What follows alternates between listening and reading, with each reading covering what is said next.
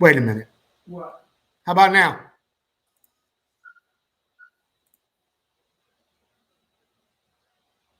How about now, guys? We got sound now? No sound. No sound, Ohio. Good evening, Joe. Love the hoodie.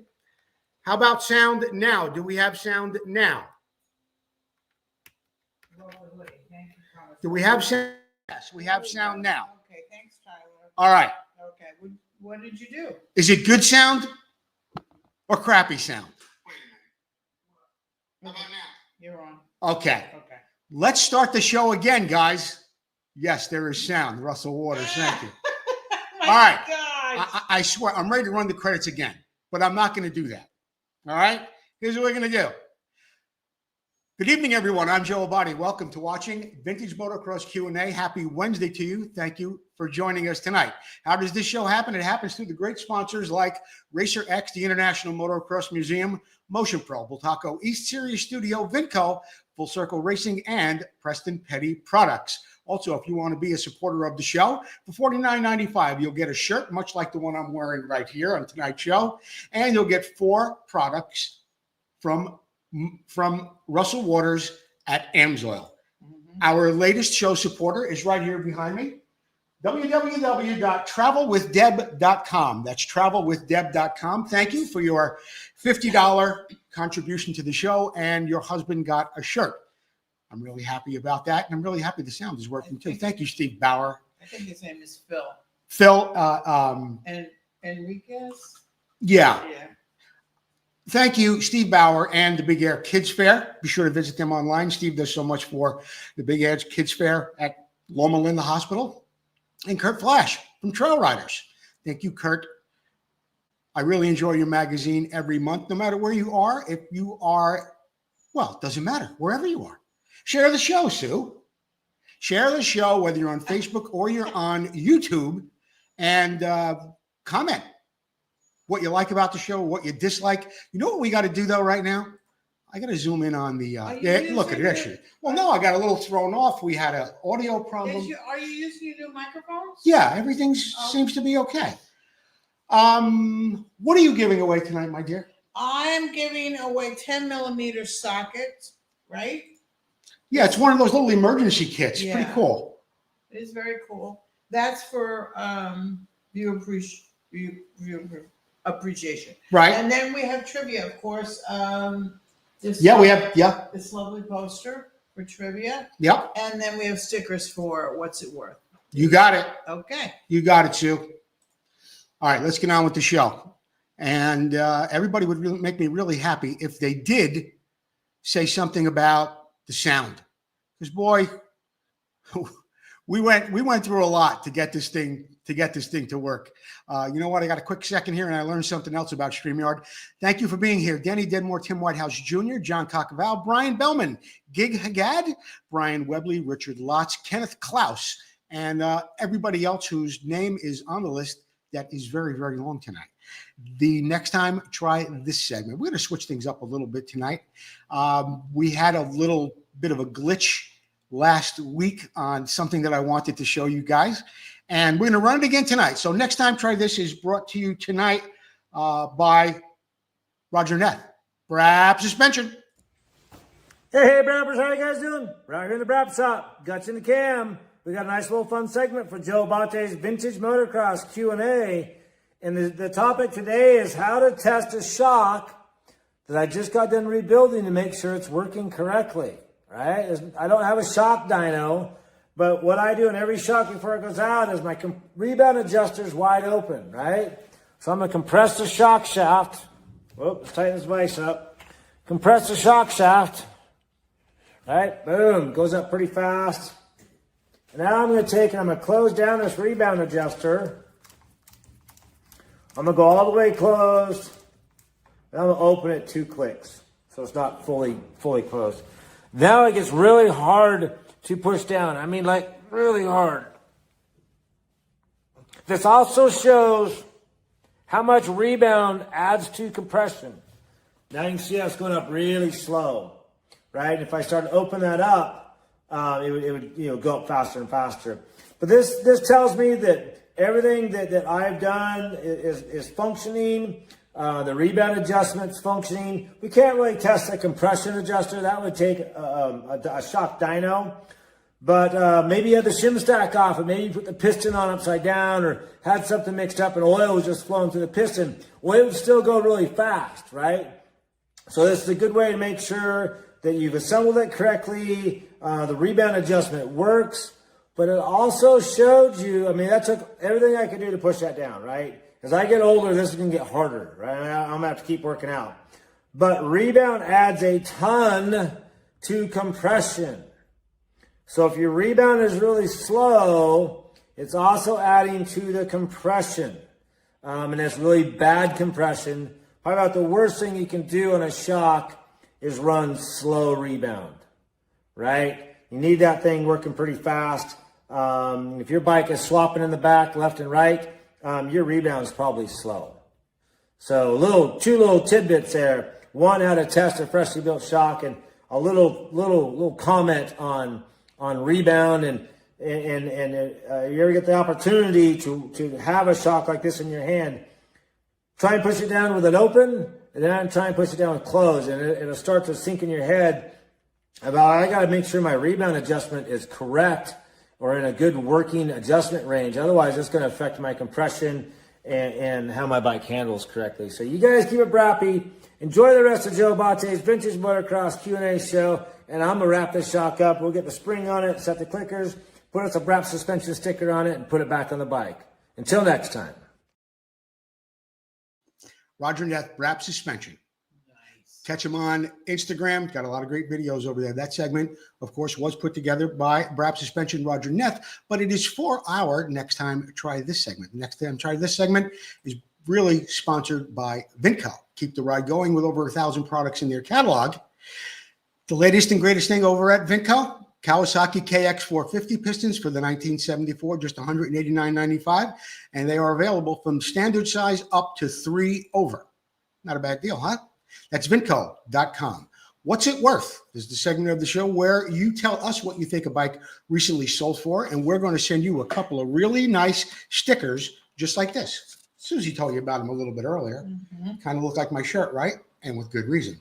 Vintage Motocross stickers coming your way if you could guess how much this bike recently sold for without going over. And the bike we're talking about is right here. It's a 1977 Yamaha TT500. It was acquired by the seller in 2015 and underwent a subsequent multi-year restoration under current ownership. The bike features an orange bodywork and is powered by a 490cc four-stroke single paired with a 5-speed transmission.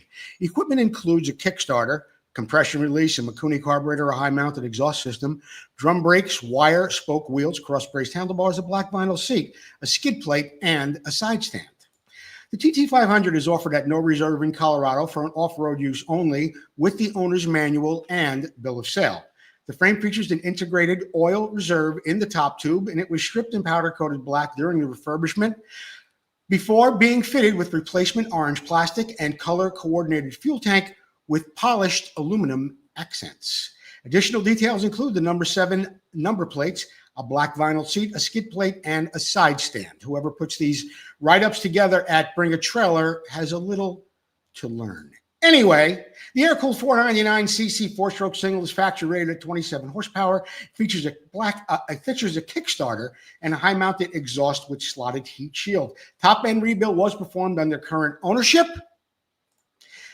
And it is a work in preparation for the sale that we're doing right now, according to the description, where they're rebuilding the Mikuni carburetor and replacing the ignition points. So it is a runner according to what they're saying, but they are upgrading a few things, including rebuilding the Mikuni carburetor and doing something with the points. Overall, a nice piece, I think. The aluminum is nice on it. I'm a stickler for aluminum gas tanks. I took a good look at that. I couldn't see, well, I shouldn't say I couldn't see if it was repaired, but I certainly couldn't see it from the exterior. Maybe from underneath, I might see something. The hubs look nice. The spokes look nice. The hardware looked like it was refinished for the most part. And basically, a really nice four-stroke that was sold on Bring a Trailer. Now, of course, the question is, how much do you think this bike recently sold for? $3,500, $4,500. you'd pay $6,500 for this bike, wouldn't you? Susie, you got your eyes on the guesses? Here we go.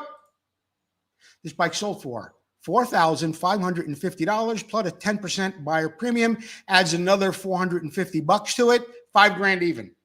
Dennis Spurlock.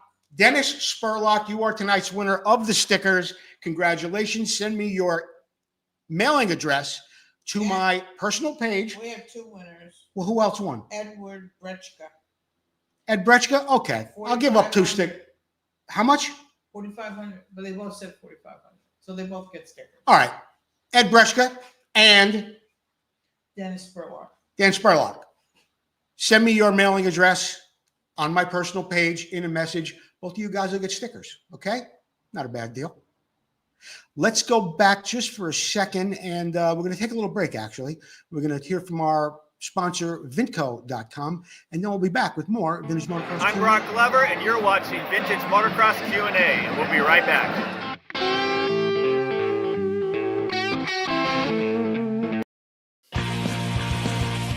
Vintco, who already has a full line of vintage parts, now has air shocks that are an exact duplicate of the original air shocks so popular in the late 70s. So whether you're looking to build a full racer or museum showpiece, these shocks will give you that incredible 70s look and improve your bike's performance.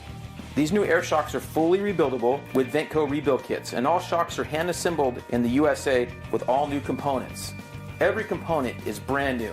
Just like the originals, our air shocks are adjustable with 2 chambers, high and low pressure, giving you tremendous flexibility for settings of your bike suspension. The Vintco air shocks come fully assembled and ready for installation. Just add air or nitrogen. The kits include the manual and spacers. Visit Vintco.com to check out the air shocks and all that Vintco has to offer to help you get back on track and to keep that ride going.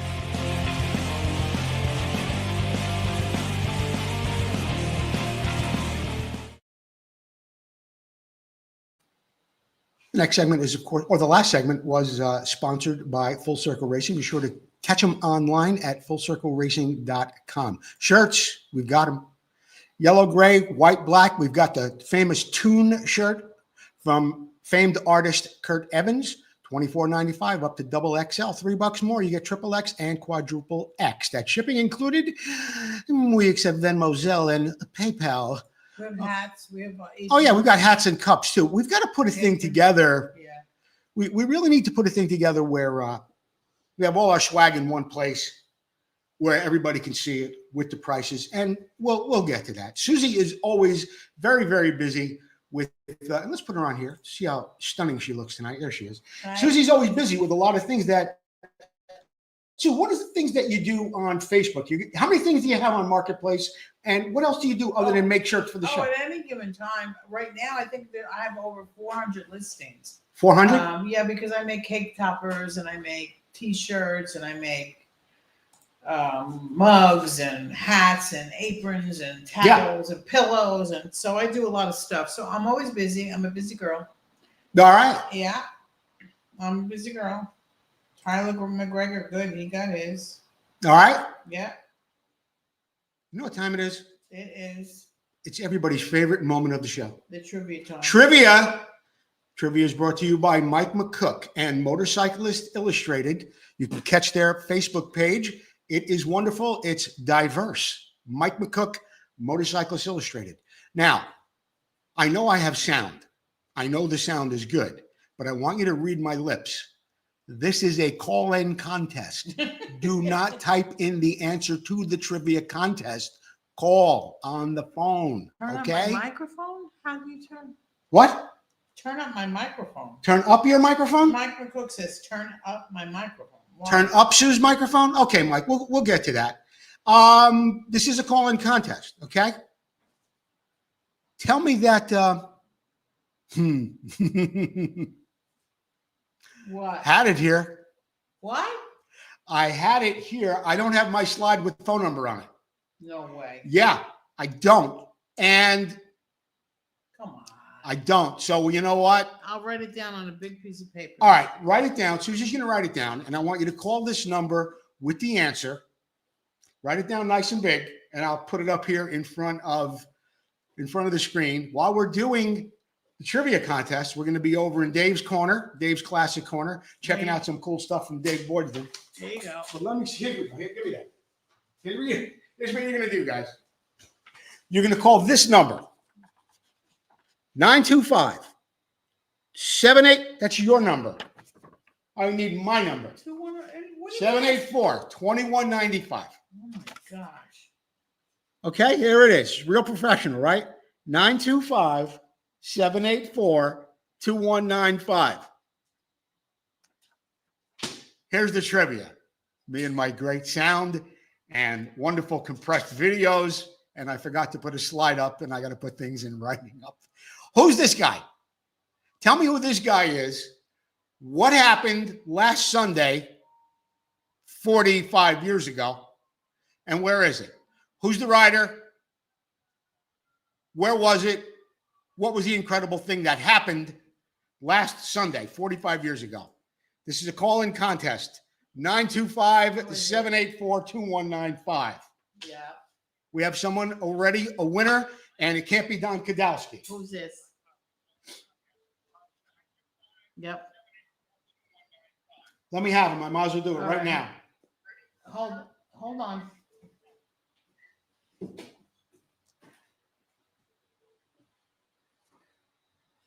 That's not him. Is this him? No.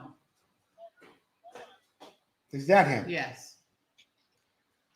You're live on Vintage Motocross Q&A with Joe Abbate. I wanted to know who this guy is in the picture, what he did, and what day it was. First of all, who am I speaking to?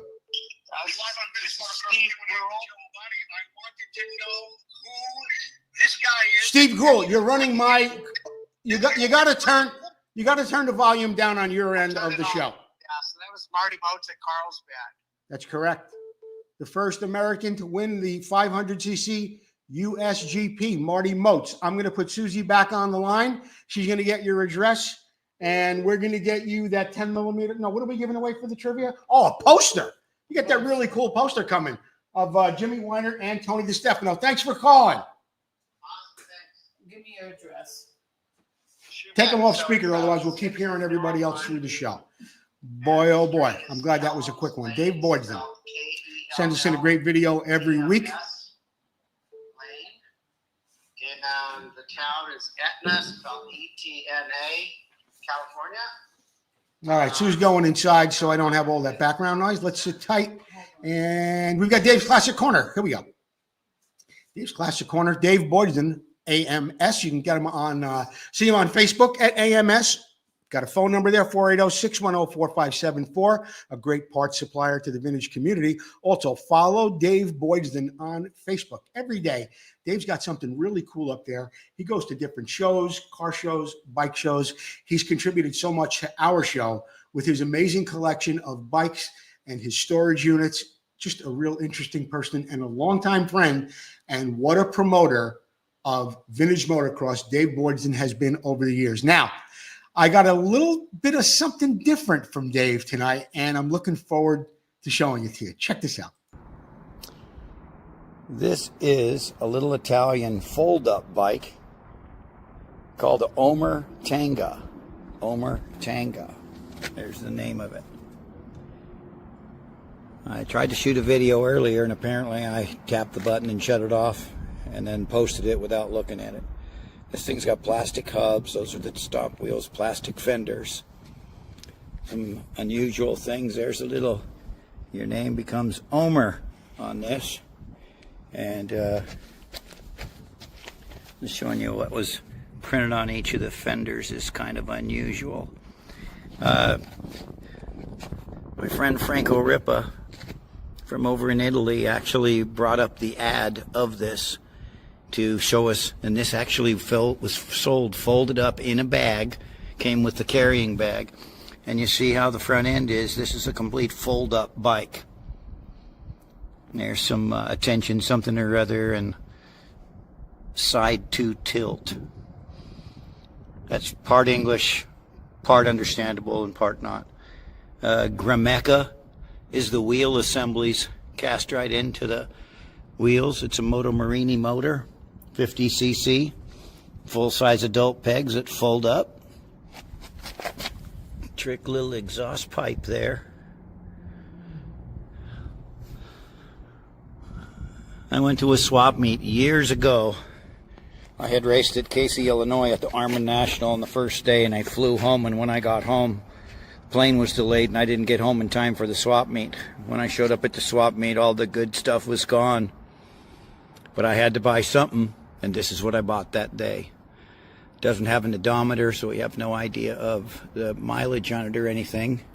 There's a high-low switch for the brake right here that a couple screws fell out of. It looks like it might have mounted something up in here, possibly. Complete original little machine here. Very unusual. And like most of the fold-up bikes, looks like very low time. Omer Tanga. My mini bike friend said, hey, post a video on that. Well, I did intend to post a video, but apparently I hit the button and shut the dang thing off. So I ran back down here. It's only 105. It's a nicer day than it's been this week. Getting to 111 to 113 some places here in Arizona. But there is the third mini bike that I own right now. I thank Franco Ripa again for publishing the actual advertisement for the bike, and that's when I found out that it came in a bag as Mr. Omer Tanger. There you go. How cool is that from Dave Boyden, the Omer Tanger? I love that little bike. I love the video from Dave, and we'll have something again and from Dave next week. We've got a pretty good supply from Dave of little videos like this. Be sure to visit him on Facebook or follow him on Facebook at Dave Boyden. Always a lot of great stuff there. And you know what I'm seeing here that I'm liking right now? Oh boy, look at this. Derek Payment, Mike Dixon, Warren Reed's with us tonight. Jerry Maddox, welcome home, Jerry. Doing a great job out there. Ewan Clunker, Kelly Cole, James Aldridge, Tyler McGregor, the lovely and enchanting Doreen Payne has joined us this evening. All right. Cinda's so watching. What's that? Cinda Reed. Cinda's watching too? She is. You know you have made it in broadcasting when Cinda Reed watches your show. Let's face it. All right? She said hi. Hi, Cinda. And hi to your little poochie dogs too. I love them guys too. All right. Let's move on. The next segment is Here's the Problem. It is brought to you by Motion Pro. Be sure to visit them online at motionpro.com. And you know what, Susie? What? I want you to do something for me. Yeah. Tell me, and this is more of What? This is more of a. Are you looking in the camera over there? I Okay, am. there you are. What? I just want to know. I want people to comment while Susie speaks. Susie, what did we give away tonight so far? Oh, we gave away that poster for the Marty Motes trivia. Right. You got that And- guy's address? Yeah, I have it. Steve Gruhl. Right. And What then else did we give gave away? Did we give away the socket? No, not yet. Okay, that's for viewer appreciation. Yeah, it's a viewer appreciation. And what about stickers? What's it worth? Yeah, we gave away stickers. Okay. Yep. So now that Susie has Who spoken, got the stickers? Oh, two people. two guys got stickers. Now that Right. Susie has spoken, please put in the comments how Susie's microphone sounded, please. Very important to us that we know that thing is operating optimally. I had to clip her to her Givenchy dress that she wears out here. All right. She'll be slaying in Balenciaga next week. Where do you see her? Whoa, Here we go. Here's the problem from Motion Pro. Be sure to visit them online at motionpro.com. First question. First question comes in from Phil Liberty. Is there a good way to sandblast a frame at home, or should you take it to a sandblasting shop? Phil, I'm going to give you two things you shouldn't do. You shouldn't buy this stuff. I bought one of these little portable hand guns and put sand in it, and what a mess. Sand all over the place, clogged the gun, $25. No wonder it's $25. It doesn't work. Okay. I literally took it off the hose, went to my garbage can and threw it away. Now, this other thing here, this 20-pound pressure tank. I mean, again, $90. I don't have much trust in something like that. And I wouldn't recommend you buy it, even if it were for one frame. And if you're going to do more than one frame, I would invest in some really, really professional equipment. For my money, and I've done it, and I've done it recently. Take your frame down to your powder coater, ask him to sandblast it. That's it. Or if you have a sandblasting company in the area, they'd love to do that. I mean, I think it charged me $150 for the frame, the swing arm, and the pegs. Why pay $80, $100? It just doesn't make sense. So for my money, that's what I would do. Okay? I appreciate the question, Phil. Thank you, and thanks for watching the show.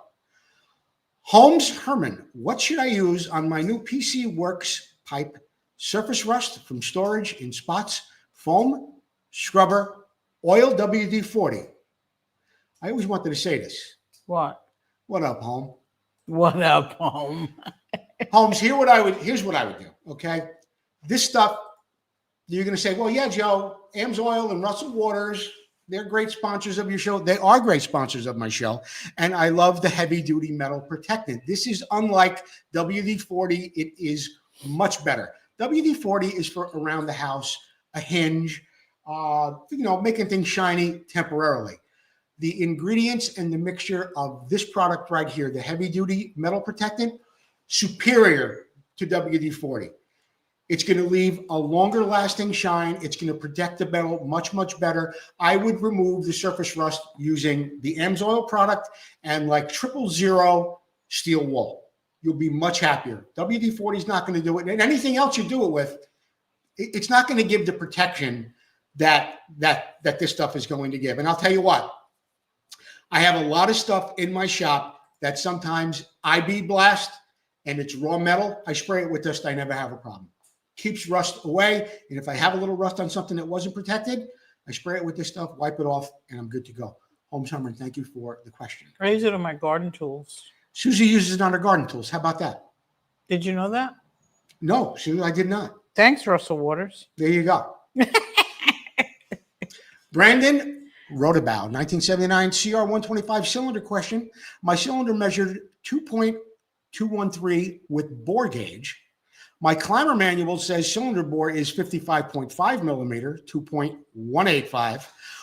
What I read is that the bore is 56 millimeter. I'm confused on what size piston I need. I would appreciate a positive feedback. Your climber catalog is 100% incorrect. Stock bore for a 1979 Honda CR125 is 56 millimeter. Now, the thing is, you said that you measured it and it was slightly over. It's because 22.213 in inches is like 56.5 millimeter. It's a little bit over. But I'm a little concerned with something, and I'm wondering if something else isn't going on there. Number one, in answer to your question, 56 millimeters even, that's what you want. That's what piston it takes. If it's overboard or somebody looks like, or when you measure it again, you find it 57 millimeter, take a close look inside there and look at this. This is a 79 CR125 cylinder. The red line that you're seeing goes to the outside of the cylinder. It goes to the aluminum. That blue line that you see is going to a liner. Someone pressed a liner into this cylinder. Check your cylinder too. See if someone pressed a liner in there, then maybe has overbored it from the liner. If not, and it's a stock bore, it's 56 millimeter. End of story. You can get a piston right from Vinco. And that's how I see that. Double check the measurement again. Check to see if it has a sleeve in it. If not, it's 56 millimeter. All right? 20% off everything at Motion Pro. When you check out, put in the code MP9135. That's MP9135. We're going to scoot out of here for just a second. Hear from, who are we going to hear from? Oh, you know who we got to hear from?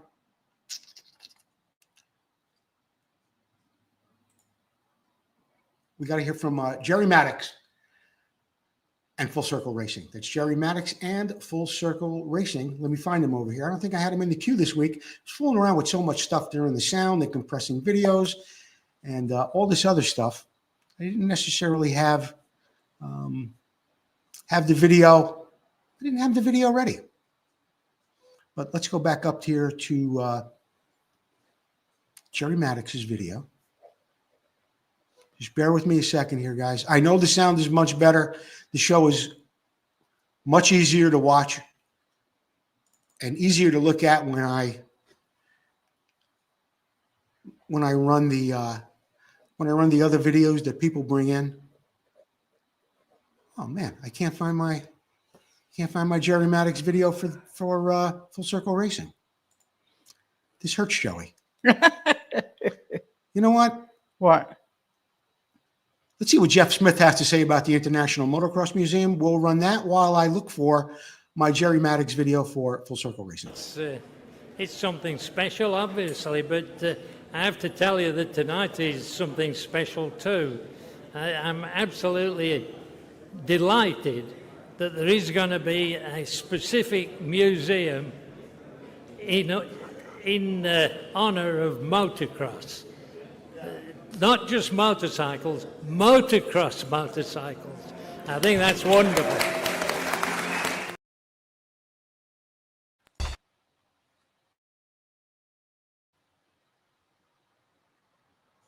Did you find it? Motocross struck America, coming from Europe like a lightning bolt, striking the hearts and minds of people all across the country and the world.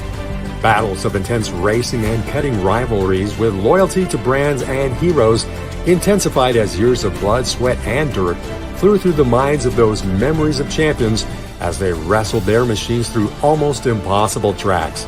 But where are those past champions? And where are their bikes? Terry Good, an ex-pro motocross racer, has made it his life mission to honor these heroes and the bikes they rode to stardom.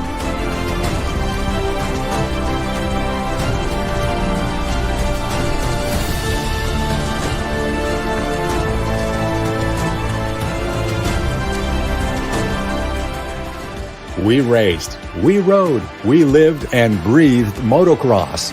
Go back in time and relive those moments, now preserved for the first time ever in the world's first museum dedicated to the history of motocross. Our new building is in the gate. Help us get a great start and you can be part of history. Go to internationalmotocrossmuseum.org and become a part of our team.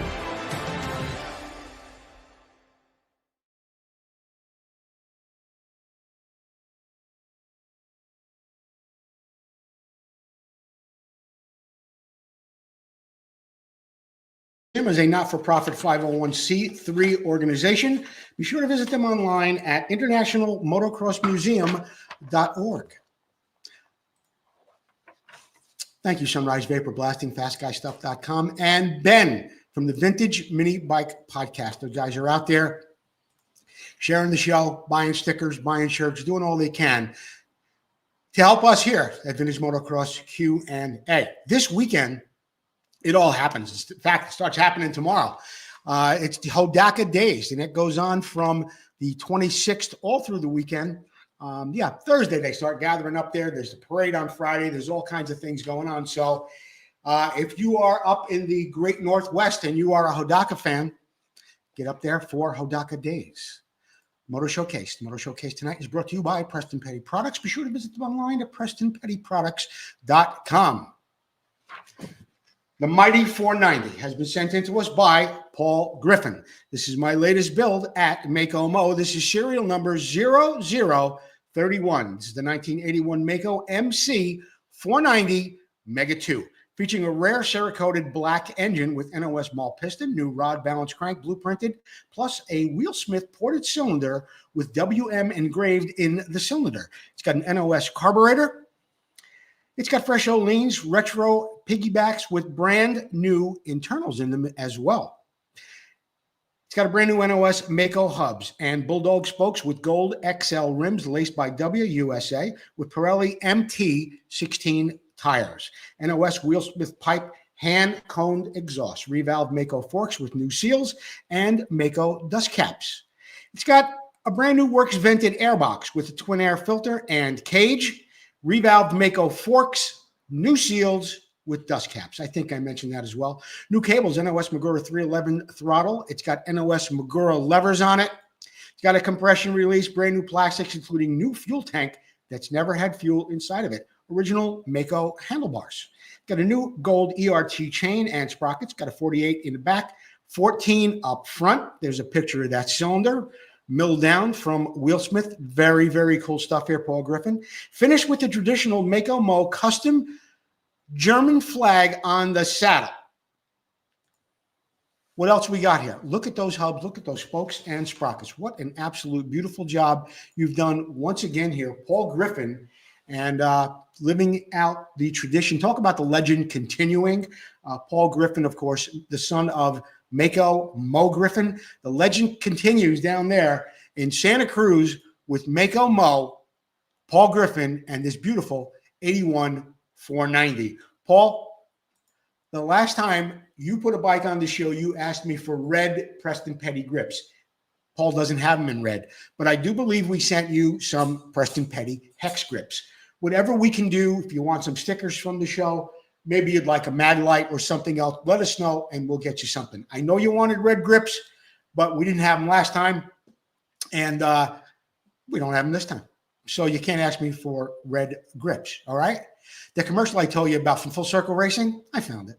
We're going to run that. We will be back with Did You Know from Jeff Kokoski. Did you know? And then right after this message. Your appreciation. I get asked often, what's the most important thing on Clunker? Answer simple, it's me. That's why I use Full Circle Racing wheels prepped by Tom McAllister. So should you. Watch this and learn why. Did you have to run this through? Did you have to run this video through what is that? When racing vintage motocross where suspension is very limited, your wheels can be the difference between winning or serious entry.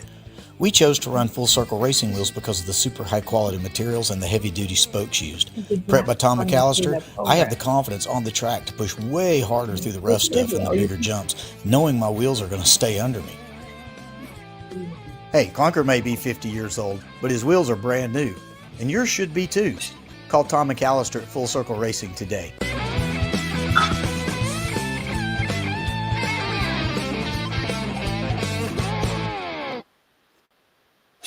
All right, I got to get Tom McAllister in there. Pays us good money every week. I don't know if anybody ever sneezes on their show. Bless you. It's just the way it goes, okay? Sit down. Oh, boy. Lay down. Removed from the studio. Okay, let's get back to where we were with the show. Jeff Kokoski segment of Did You Know? You know, we had something on last week that pertained to Mert Lowell. There's a picture of Mert right there. And Jeff came up with a second part of this interesting story about Mert. We're going to get to it right now. Last week, we talked about Mert Lowell, that he gained notoriety and became a Grand National Champion in 1969. And, of course, he was in the movie On Any Sunday as well. He was inducted into the AMA Hall of Fame in 1998. But did you know that he had something to do with mountain bikes as well? Even as On Any Sunday, there are scenes where he's shaving off ounces of components for his bike or even cutting tires of the razor blade. So he was not only a great rider, but he was quite knowledgeable, and he was rather an innovator too, always looking for the edge. After his retirement from racing in 1977, his familiarity of frame geometry led him to a career building frames for Harley flat track bikes and other racing forms as well. He also had a love for mountain biking, and he had a partner in the process named Terry Knight, who was a talented welder and fabricator. Knight was also building and modifying bicycle frames as well. And they started to get involved in the BMX industry with the growing popularity of it at the time. Knight would also make a lucrative endeavor with Lowell. Wanting to gain some knowledge about BMX, Mert stopped by Cove Bike Shop near his home in Tiburon, California, near the Golden Gate Bridge. Here he met owners Don, Dave, and Eric Koski. At that time, the term mountain bike had barely been coined, and there were only a handful of locals that had been building fat-tired, one-off custom designs that could handle the rugged terrain. Nobody had envisioned creating an industry around such a bicycle at that time.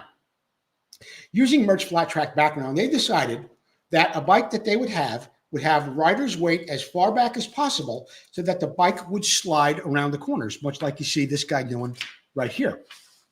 Now, Mert's design proved to be magical for the growing group of guys longing for something that would come from cornering and these fast downhills. Based on the experimental bike, the initial success, they decided to produce a batch of 50 bikes. Mert originally wanted to call it Lowell Mountain Bike, but dealers talked him out of that because nobody wanted to ride bicycles up a mountain. So he named it the Pro Cruiser. The bikes were simple, 5-speed with lightweight but reinforced 26-inch frame and wheels, and they had a little bit of a wired tire on it too. He tried to sell the idea to Shimano, but they weren't interested in the design. But they passed, and that was a big mistake. Mert and Terry sold every bike they made and had to make even more models as they went along. Although they didn't sell the first mountain bike, Mert, Lowell, and Terry Knight Pro Cruiser became the first production mountain bike that anyone could walk into a shop and buy. Mert wasn't satisfied with the design. Although he wasn't much of a mountain bike rider, the early Mert realized that the choppy, bumpy ride over the Marin County terrain on a rigid Pro Cruiser needed something more than just bicycle suspension. There needed to be something done with these bikes. And that's where we have this picture right here, where we see this incredible kind of a leading link front end on this bike. And Mert was just, he was involved in a lot of things, and I'm just going to continue on reading this. It was an odd coincidence back in the 60s that Mert was the first guy to run rear suspension on a factory Harley hardtail back in the flat track days. So he went about a rear design for the Pro Cruisers. The idea behind the suspension was to design a simple system that would not consume pedal energy while transferring the power to his pedals and not sucking up, as you said, too much energy through the frame. Now, that the back of the bike would soak up the bumps and let the rider go faster, the rigid fork obviously became the next weak link. Here we've got a really great shot from Jeff Kokoski of this little, one of Mert's later designs with a swing arm and kind of a cantilever thing going on. Really cool stuff here, Jeff. But let's get back to the story. Now that the bike could soak up things in the back, they had to do something a little bit more in the front. Mert developed a quadrilateral linkage design with a single shock parallel to the bike's steering stem, similar to, but not as complicated as the leading link ribby forks that were tried in motocross. He called it the leader fork. And the leader fork, although it was successful, much like the ribby design, it wasn't fully embraced by the mountain bike industry. As luck would have it, one of Mert's neighbors, Gary Fisher, the man that is said to have invented the concept of the mountain bike and considered the godfather to the sport. He worked with Mert and his son to perfect the Lowell design, and Gary would eventually sponsor Joe. I think we have a shot of Joe Lowell right here. Yeah, there it is. The Lowell and Fisher design would begin to win mountain bike championships throughout the 90s, but just like motocross, longer travel eventually became the way. During that time, Durango, Colorado-based Yeti Cycles was recognized as the leader in mountain bike racing. They hired Mert and his suspension designer, and Joe began to race for them. Mert Lowell's contributions to mountain bike racing were eventually recognized when he was inducted, and I never knew this, he was inducted into the Mountain Bike Hall of Fame in 1997. Oddly, 1 year before he was welcomed into the Motorcycle Hall of Fame. Incredible. Now, here's where the story really gets more interesting, okay? However, it was not the case for Mert Lowell to stop right there. One of Mert Lowell's fellow factory Harley riders named Chris Dreyer suffered a horrific crash in which he lost his left arm.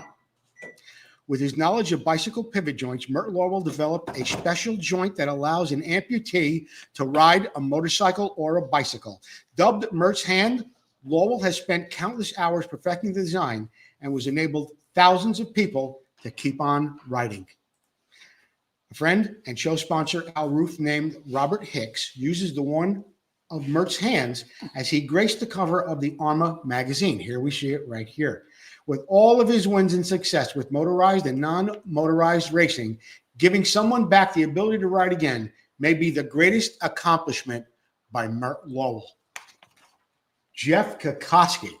This Mert Lowell story of the mountain bikes and this this prosthetic limb or hand that he has created. I knew nothing about this part of Mert Lowell.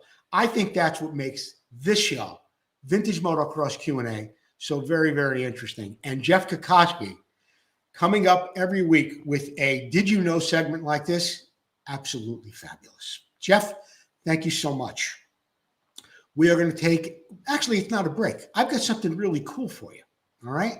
You know how we have the expansion chamber? And usually I have Roger Neff in there or something from Jerry Maddox. I've got a video for you that I shot down at the Langston Bike Show last fall, and I've got it all set up. The color looks great, the grade, the sound. Let's take a look at it. I think you're going to enjoy this. Something that draws a lot of attention at a lot of these bike shows are things that are known as framer bikes. There were framers that built some machines, just the frames alone. Just a moment ago, we saw a Rickman with a Honda engine. And now we have a Honda that is in a C&J frame. We've got John Forsyth with us. He is the owner of this bike. John, did you build this bike? Tell us a little bit about it. Come on, step on in here. Don't be shy. Yeah, I built this one. It was originally a Bill Bell bike. I was going to restore it, making it look like that, but it didn't look like it was really rideable. So I had to do my own thing. So after you finished it up, did you get a chance to ride it, and how does it perform? Just up the street. Didn't want to get it dirty. Now, I asked you just before we came on the microphone and got on the camera, can I speak to you about this bike? And you said if you want to speak to me about it, it's for sale. Is it for sale? Yes, it's for sale. Yeah. Wow. I might as well ask, how much is it? Well, I'd take a good offer, but I've got $950 on it right now. Right. But we're at a show. We'll see how it goes. Okay. We've got a beautiful bike, John Forsyth, C&J frame Honda. What is this, an XL350? Yeah, XL350. Actually, it's a 410. That's what my next question was. I had a feeling it would not be stock. It was probably a 410. And here it is. It's for sale. It's beautiful. You won't see too many bikes like this, that's for sure. Thanks again for speaking to us, John. Oh, thank you. You're welcome. Yeah. All right, there you go. I was just talking to Susie for a second there, and I didn't want to forget something that was vital to the show. We're going to do the viewer appreciation thing in just a second. But right now, I want to thank Steve Grandis and Bultaco East for being a sponsor of the show. Be sure to catch them online at bultacoeast.com. Guys, a lot of you use 13.5-inch shocks. All right? Shocks can be extremely expensive. Hagen Shocks, a trusted name in the vintage motocross business. Steve Grandis has a couple of sets left. If I were you, I would get over to bultacoeast.com, get a hold of Steve Grandis for just $229 delivered to your door. This is $280 plus shipping anywhere else. $230 shipped to your door. Thank you, Steve Grandis. There's another message on Facebook that I posted earlier in my, story. Steve Grandis cannot make Mid-Ohio in July. Something came up with him. He's got a beautiful vendor space, 2 of them on the corner that are available from Steve Grandis. Contact me if you're looking to have a booth at Mid-Ohio this year, and I'll put you in touch with Steve, or just go to bultacoeast.com. Get a hold of Steve. He's got 2 booths for sale. Thank you to the Winners family, SiriusStudios.com. I love their gear, whether it's their hats, their T-shirts, their hoodies, their gear bags. That's Sirius Studio. Thank you, Winters family. Susie, baby. Yes. Why don't you tell me a little bit about who tonight's viewer appreciation winner is? It is Bill Harper. And Bill Harper, send us your address. You are the winner of the 10 millimeter socket set, courtesy of Amsoil. Yeah. You know what? And you know what, Sue? What? I'd like you to do me a little bit of a favor. What's that? Because I want people to see what this is. It's really cool. And it's just fun. It's fun because we all lose 10 millimeter sockets. I don't know what it is about the 10 millimeter, the most used socket in the box, and we often lose them. So Russell Waters came up with this thing. It's kind of cool. It's a little emergency kit with 2 10 millimeter sockets in it. On the back, it's got a clip for your belt. Yeah. Now, this would be a fun little gag gift for one of your friends that always seems to be losing his 10 millimeter sockets. Break glass. Or, excuse me? Break glass. Oh, yeah, but you don't have to break the glass. It's a little handy case that comes with it. Or, you know what? Might not be a bad idea. Let's put it this way. I have one handy in my shop. Okay, so who's the guy that won this? It's Bill Harper. Bill Harper. You win the emergency 10 millimeter kit from Russell Waters and Amsoil. Send me your mailing address on my personal page, and we'll get that right out to you. Mm-hmm. All right? This Week in Motocross History. This Week in Motocross History is brought to you by Racer X. Be sure to visit them online at racerx.com. 1973. Yeah, where's that picture? There it is. 1973, German Mako rider Willy Bauer outruns heavily favored Roger de Coster of Belgium to win the first official Carlsbad 500cc U.S. Grand Prix of Motocross. This race is the first true FIM World Motocross Championship held in the United States. The race was filmed by ABC's Wide World of Sports, but enthusiasts would have to wait a while to see that on television. Remember how we would anticipate waiting to see the 500 GP from Carlsbad on Wide World of Sports. 1978, Yamaha's Mike Bell gets his first AMA Supercross win at the Los Angeles Coliseum, and it comes just 6 days after Too Tall Bell got his first AMA national win in the 500 class at the Cycle World US 500 National in Missouri. Bell topped his Yamaha teammate Bob Hanna and Jimmy Ellis. There's a good picture of Mike Bell, another great rider who we lost too soon. Let's get on to the announcements. Don't forget, I just mentioned to you about Steve Grandis having a booth for sale or available, not for sale. You can rent his booth, which he's had there for years. I'm sure there's a lot of traffic at Vintage Days. That's coming up July 26th, 27th. Brad Lackey is your Grand Marshal this year, and Suzuki is the mark. Suzuki is the mark this year there at Vintage Motorcycle Days. Hey, you want to become a Vintage Motocross Q&A sponsor? It's not as expensive as you think. All the people in the back are doing it. They've been up there for years, from Full Circle to Vinco to Motion Pro. Full Circle's been up there for 5 years. 5 years. Why is he up there? Because I'm a nice guy? Because I wear hair gel and my hair never blows out of place? No, that's not the reason. He's up there because he gets results. All right? So thank you, Tom McAllister, Full Circle Racing, and everybody else who helps out here at the show. Every morning at 9 o'clock, Mr. Sunshine himself, Joe Abbate, is here live at Vintage Motocross Q&A with our web segment known as Tank Bangers. We are doing our 14th episode tomorrow. Every morning at 9 o'clock, I am here giving away trade secrets like it's a contest on how to fix aluminum gas tanks. You don't have the money to pay me $1,200, $1,300, $1,400 to fix an Elsinore tank? You don't have to do that. You can fix it yourself. You'll find out how easy it really is. Really? Oh, you'll find out. And then you'll wonder why I charge what I charge. But you never know. You might just have a little knot on your tank. You want to take a shot at it. See me here in the mornings at 9. That happens right after the Moto Minute at 8:55. Moto Minute live every day at 8:55, followed by Tank Bangers at 9 o'clock on Vintage Motocross Q&A. Thank you, all of our sponsors, Racer X, the International Motocross Museum, Motion Pro, Bultaco East, Series Studios, Vintco, Full Circle Racing, and Preston Petty Products. That wraps it up for Vintage Motocross Q&A for tonight. I want to thank everybody who tuned in and watched the show. Lisa Benbow, Greg Wynn Sr., Denny Soul, Boward Sapp, Buddy Lavin, Mike Moto Goose, Alahuzos, Vince Alameda, Jeff Hinkle, and everybody else. 50 people on board with us tonight. That's it. We're wrapping it up. Vintage Motocross Q&A. And yeah, come on, Gene. Everybody wants to see where you are. Come on. Come on. There you go. All right. Okay. See, this is because I feed you table food every night. Ham bone. All right, ham bone. Okay. Sheesh. You. That wraps it up at Vintage Motocross Q&A. We will see Good night, you, everybody. We will see you next time. I'll see you tomorrow morning at 9 if you come back. Yeah. All right? See you then.